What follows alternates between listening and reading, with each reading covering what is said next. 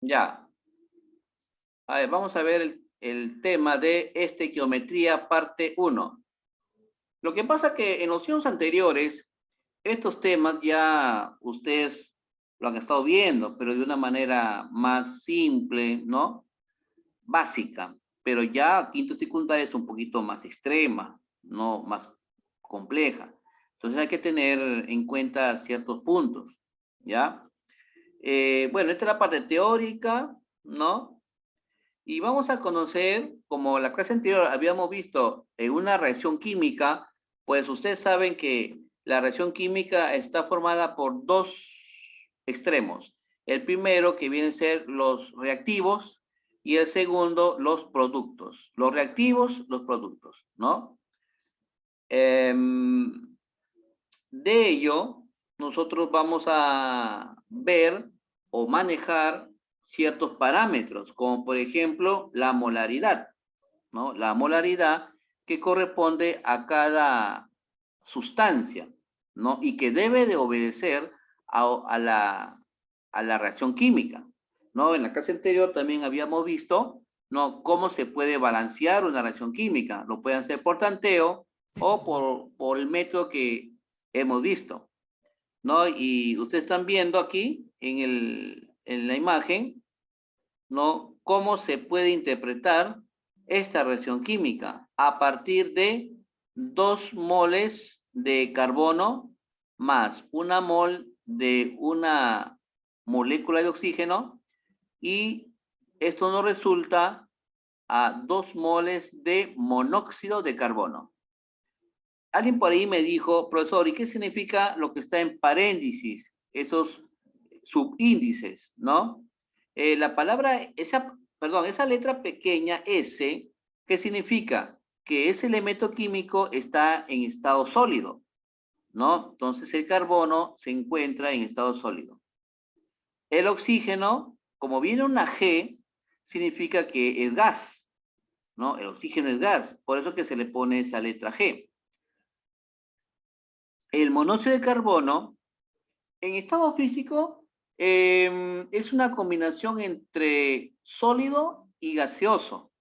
¿Por qué? Porque el monóxido de carbono tiene unas partículas sólidas que se adhieren a las moléculas del oxígeno, pero lo están considerando como un gas, por eso que aquí le están poniendo una letra G, ¿ya?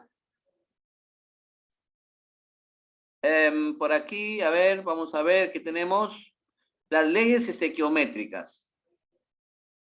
Las leyes estequiométricas. Las leyes estequiométricas son importantes para encontrar qué es lo que necesitamos en una reacción química. Por ejemplo, tenemos las leyes gravimétricas, ¿no? En este caso vamos a hablar de la masa. Ustedes saben, ¿no? Que en la materia, ustedes saben, todos tiene masa, ¿no? Desde un átomo tiene la masa, por eso le dicen masa atómica. Entonces, toda la materia está formada por masa, pero esto nos da a entender que cuando hay una reacción química, estas masas se van a sumar. Por ejemplo, yo tengo una sustancia A, otra sustancia B e inclusive otra sustancia C. Y esas las combino, las sumo. Y esto me va a generar a un grupo de productos, ¿no? O por ejemplo, ¿ustedes se acuerdan de la fotosíntesis? ¿No? ¿Cuál era lo que se sumaba? Se sumaba el dióxido de carbono, se sumaba el agua, ¿no? Y todo ello, ¿qué me generaba? Me generaba la glucosa, me generaba el oxígeno y también me generaba algunas moléculas de vapor de agua. Miren cuántos productos me genera. Así que la suma de los reactivos es igual a la suma de los productos, pero hay que tener en cuenta que siempre en una reacción química hay que balancear. Eso lo hemos dicho en la clase anterior. Chicos, en una reacción química ustedes no lo trabajen directamente, no lo hagan, porque el ejercicio va a fallar. Ustedes primero lo que tienen que hacer es balancear. Por ejemplo, en lo que ustedes están observando en esa reacción química en la imagen, ahí se ha balanceado, ¿no? N2, por ejemplo, N2 de nitrógeno más H2 no me va a formar directamente el NH3, sino que ahí se necesita balancear. Y ¿qué es lo que se tiene que hacer? Agrupar que el número de átomos de la parte donde se encuentran los reactivos es igual a la cantidad de átomos donde se encuentran los productos. Y ahí está. Y como ustedes están viendo, según la parte teórica, por ejemplo, el nitrógeno 2. El nitrógeno 2, ¿qué tiene? Tiene 2 átomos, pero cada átomo tiene una masa de 14. Si tú sumas 14 más 14, ¿qué nos da? 28 gramos. De igual manera, el hidrógeno vale 1. Cada átomo vale 1, pero el hidrógeno, que es una molécula, está formada por 2 átomos, sería 2 gramos. Pero como esa molécula de 2 gramos de hidrógeno contiene 3 moles, entonces lo multiplicamos y nos da 6 gramos en total. Esos dos se agrupan y me va a formar 34 gramos en los reactivos. Y si ustedes se dan cuenta, el NH3 tiene un peso molecular de 17, que multiplicado por su valor 2, que es la molaridad, entonces nos da también igual a 34. ¿Qué nos dice acá? Que en ambos extremos siempre nos va a dar 34 gramos. Pregunta, ¿se perdió la masa? ¿Se perdió la masa? No, no se ganó ni se perdió. Solo se transformó, porque ya no hay nitrógeno, ya no hay hidrógeno, sino hay la molécula del NH3. A propósito, ¿cómo se llama el NH3? A ver, ¿alguien sabe? A ver, por ahí. A ver, ¿cómo se llama el NH3? A ver, ¿quién se acuerda? Amoníaco. Amoníaco, claro, pues. Amonia. ¿Demonia? Amoníaco. No, amoníaco. Ah, cuidado, me van a poner demoníaco, ¿ah? No, es amoníaco. Bien, Giampiero y Julio están participando ahorita. Listo. De ahí que dice la Boyce, ¿no? Que la masa no se pierde ni se puede ganar. Solo se puede transformar. Es una propiedad de la materia, dada por la Boyce. Luego tenemos las leyes de las proporciones definidas. Ustedes tienen que darse cuenta las leyes. Miren, en la primera fue leyes de la conservación de la masa. O sea, la masa no se pierde, ¿no? Ni se gana. Entonces, esas son las gravimétricas. Luego tenemos de las proporciones, en la parte 2. Eso fue definida por Proust, ¿no? ¿Qué nos dice Proust? Nos dice cuando dos o más sustancias se combinan para formar un determinado compuesto, lo hacen siempre en una relación de proporción fija. O sea, una sustancia puede tener una proporcionalidad con otra sustancia, ¿no? Así es.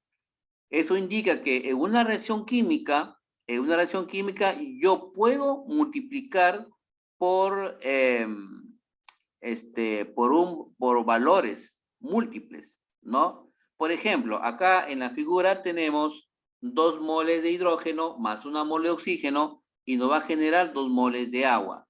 Entonces, en la primera voy a tener 4 gramos, en la segunda, que es el oxígeno, voy a tener 32 y el agua tendría 36 gramos.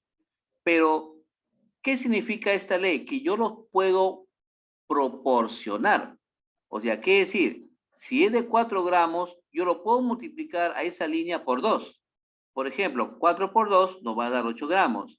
32 por 2, 64 gramos. 36 por 2 igual a 72. Ahí puedo aplicar la ley de las proporciones. O quizás lo puedo multiplicar por 4 o por 5 o por 6. Lo importante es que perdure que la sumatoria de masas en los reactivos sea igual a la sumatoria de masa de los productos. Eso se tiene que mantener. Luego tenemos la ley de las proporciones múltiples dado por Dalton. Es casi similar al anterior, pero a ver, esto se va a agrupar matemáticamente. Ustedes en matemática, ustedes han llevado proporcionalidad inversa, proporcionalidad directa, ¿no? Me supongo que ya lo habrán visto o lo van a llevar, qué sé. ¿Esto qué nos dice? Que cuando se combinan, ¿no?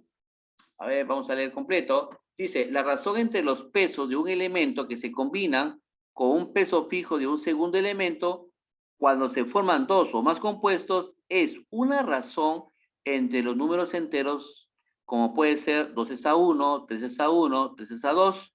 Por ejemplo, en esta reacción química, tenemos 2 moles de cloro más 1 mol de oxígeno y nos va a generar 2 moles de, ¿cómo se llama ese compuesto? Anhidrido, ¿qué sería? Clórico, cloroso, hipocloroso o perclórico. ¿Qué sería eso? A ver, hipocloroso, ¿no? ¿Sí? Es el hipocloroso. Ya, bueno.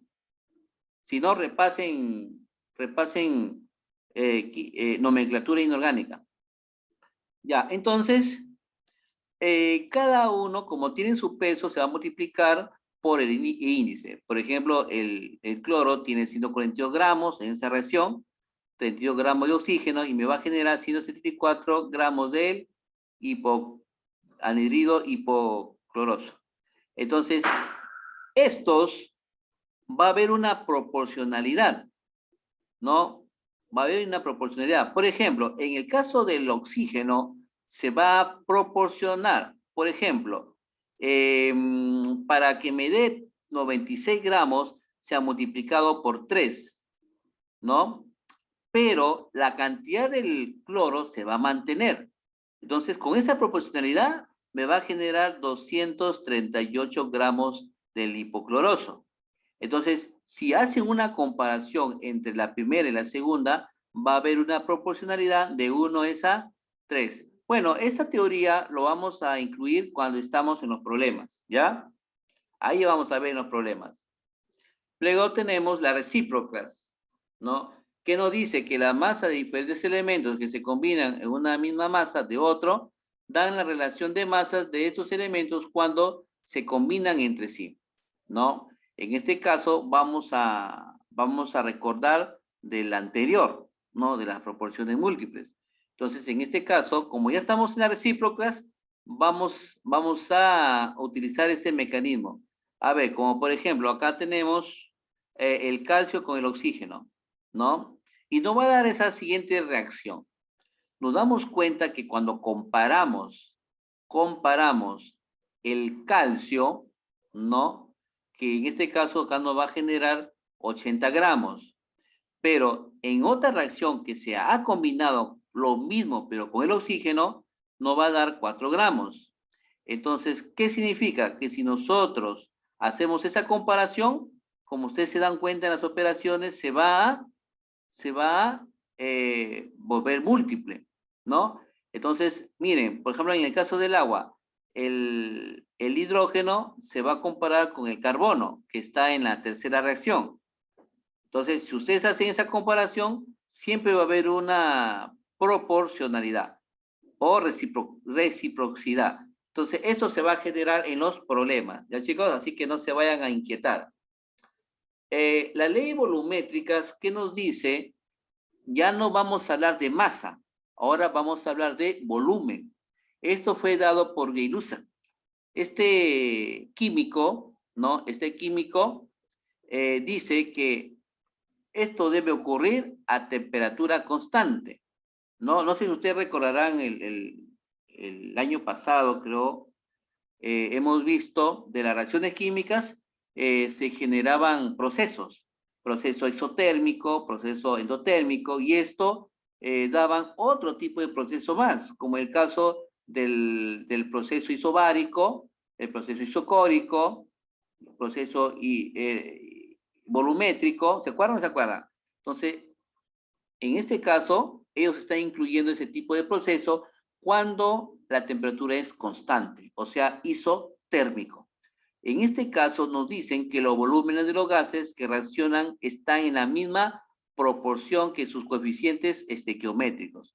Miren, por ejemplo, ahí se está dando cuenta, en la reacción química, tenemos el hidrógeno y el cloro, y me va a originar el ácido clorhídrico, ¿no? Y cada uno dice, cuando vamos a utilizar el término mol, estamos utilizando el término volumen. O sea, por ejemplo, si yo digo que en una mol de hidrógeno reacciona conjunto con la mol de cloro, esto me va a generar 2 moles de ácido clorhídrico. O también puedo decir que en lugar de moles utilizo volumen. En un volumen, o mejor dicho, en un litro de hidrógeno, ¿no? Combinado con un litro de cloro, porque recuerden que los gases también se miden sus volúmenes por litro. Entonces, esto me va a generar 2 litros de ácido clorhídrico, ¿ya? Y también lo puedes multiplicar, ¿no? Por ejemplo, si tú lo multiplicas a todo ello por 5, vas a obtener 5 litros de hidrógeno, 5 litros de cloro y te va a generar 10 litros de cloro. O si no, si yo lo multiplico, por ejemplo, por 8, sería 8 litros de hidrógeno más 8 litros de cloro y me va a generar 16 litros de ácido clorhídrico. Esto ustedes, esta unidad, ustedes lo manejan de acuerdo a los problemas.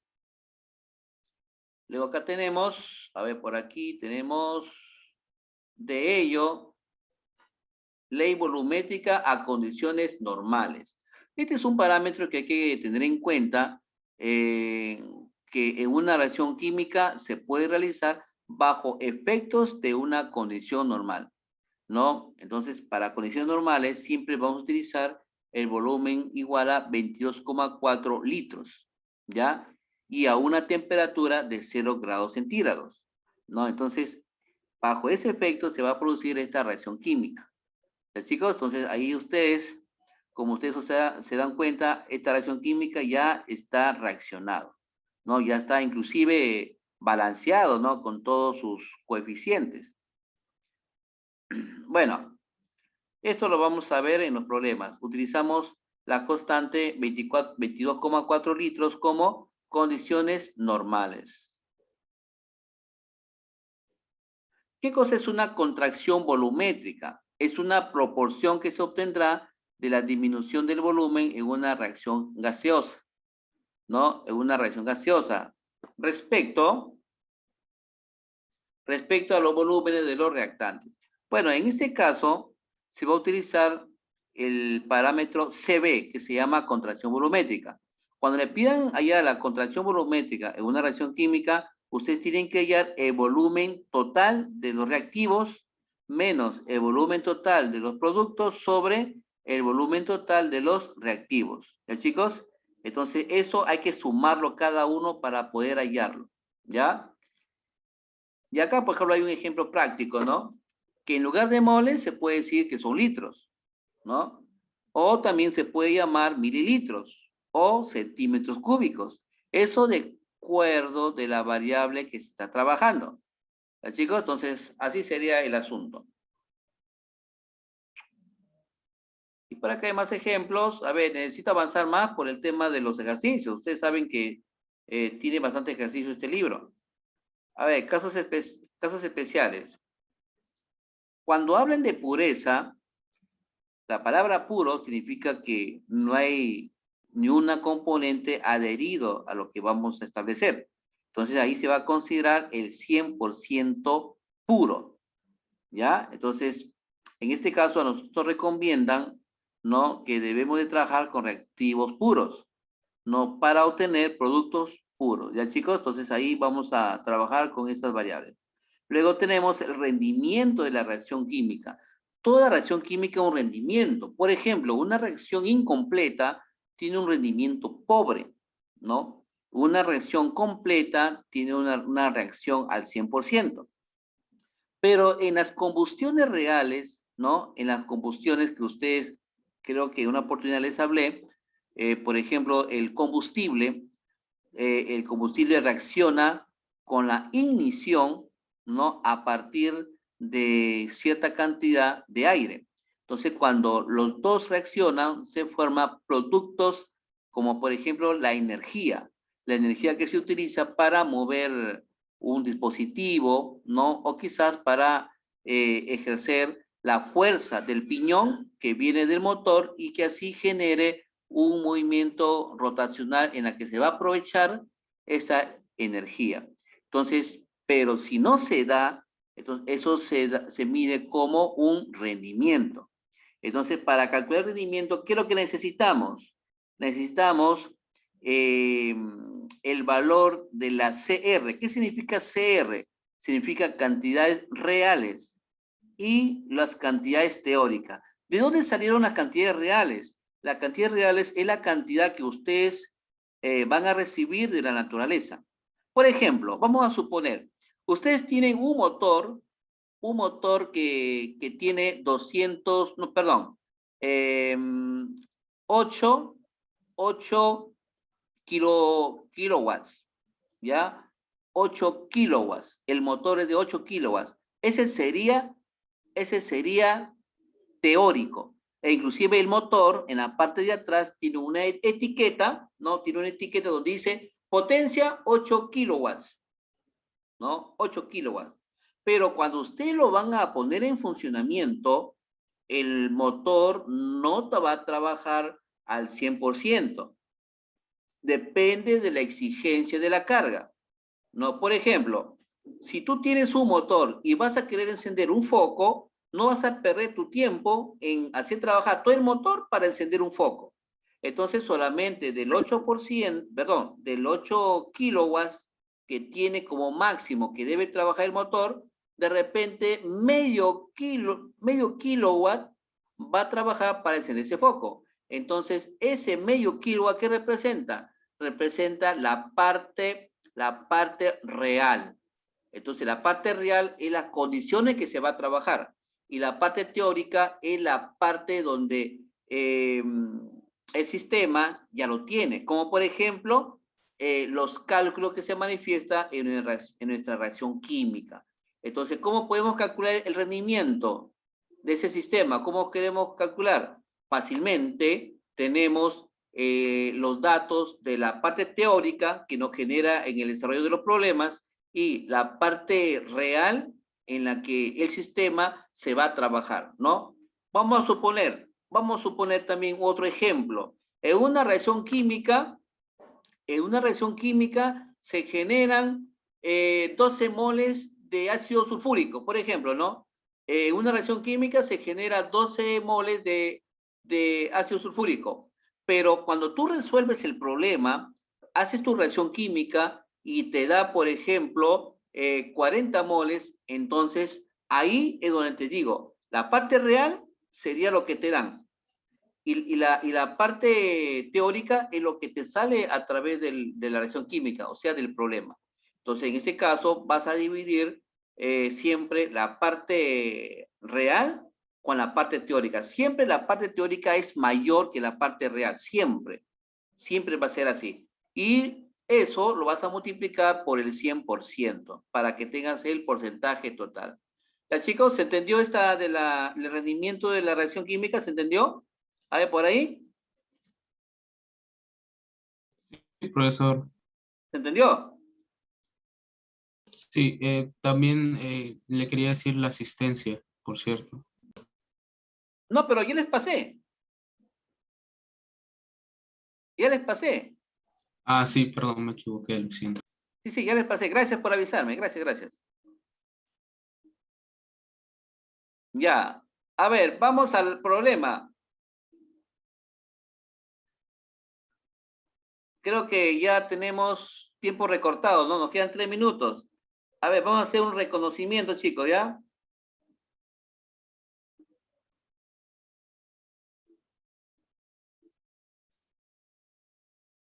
Bueno, da gusto que todos muchachos entiendan esta teoría. A ver, un ratito, chicos.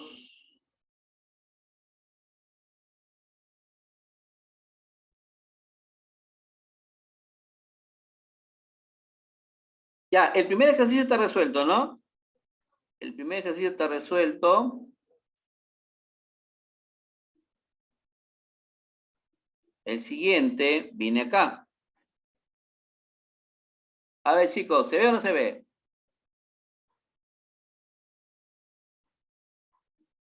A ver, ¿me confirman? ¿Se ve, no?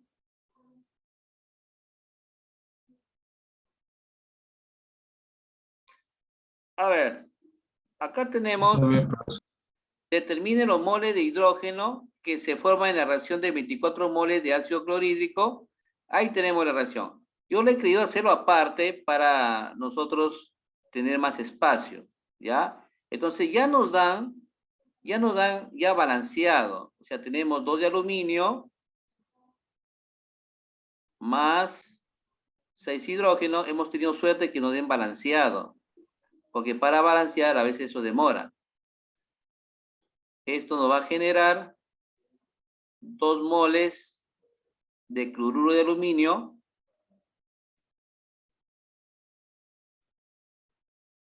más 3 moles de hidrógeno. Ahí está. Listo. ¿Qué nos dicen? Determina la cantidad de moles de hidrógeno, o sea acá, de hidrógeno, que se forman por la reacción de 24 moles de ácido clorhídrico. ¿Dónde está el ácido clorhídrico? Acá está, 24 moles. 24 moles. Aquí, debajo del ácido clorhídrico. Ahí está, 24 moles. Entonces, chicos, hacemos una regla de 3 simple. Hacemos una regla de 3 simple. A partir de esto, con el 24 y el 3 hidrógeno con el X. A una regla de 3 simple. ¿Cuánto sale, chicos? A ver, ¿cómo sale?